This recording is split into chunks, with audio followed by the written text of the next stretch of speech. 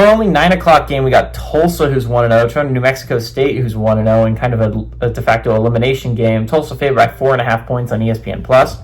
Kirk Francis went 20 of 31, threw for 218 yards, 2 touchdowns, 0 interceptions against their FCS opponent.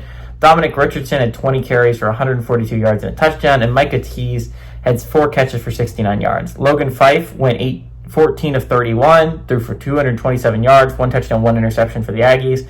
Kadarius Callaway had 12 carries for 50 yards and a touchdown, and Donovan Foppel had 5 catches for 99 yards. Tulsa's 13-4 against New Mexico State all time. Last 2 games have gone to New Mexico State, though, in 2000 and 2001. 1990 was the last Tulsa win at New Mexico State. They have not been able to go to New Mexico State and win very often, very recently. This is a weird game because these are 2 teams that I didn't expect to be in the college football playoff picture. Now, to be fair, they both play FCS opponents at the beginning of the season, so it's not like really shocking that these 2 teams are still standing.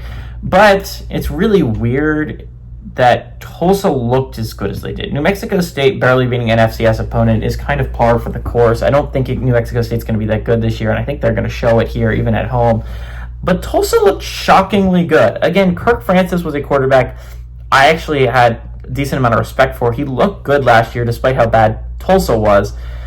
And again, they play in the American, so the chances of them actually trying to compete for a college football playoff spot are rather slim. But Tulsa's schedule is not impossible to navigate. You add into the fact that this is a pretty good chance to go on the road and pick off in New Mexico State. Now, again, this was massive not only because it's Tulsa and both these teams are technically still vying for a college football playoff spot, right? But the Golden Hurricanes could go on the road and beat New Mexico State. That, number one, that would really help the American keep more teams in that undefeated section. You want your conference to look as strong as possible. But it would also hurt another conference. So all American teams that are still sitting at 1-0 would love it if Tulsa could go on the road and beat New Mexico State, because not only would it do that, it could really hamper Conference USA's chances.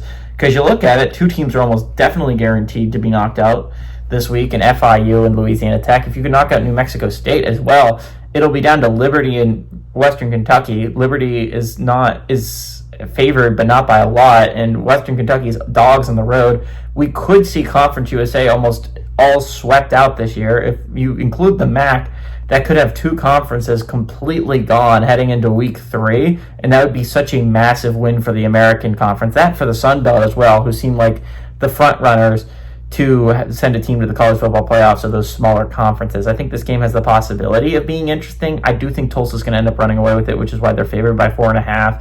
I like Tulsa to win, and I also like Tulsa to cover, honestly, on the road as well.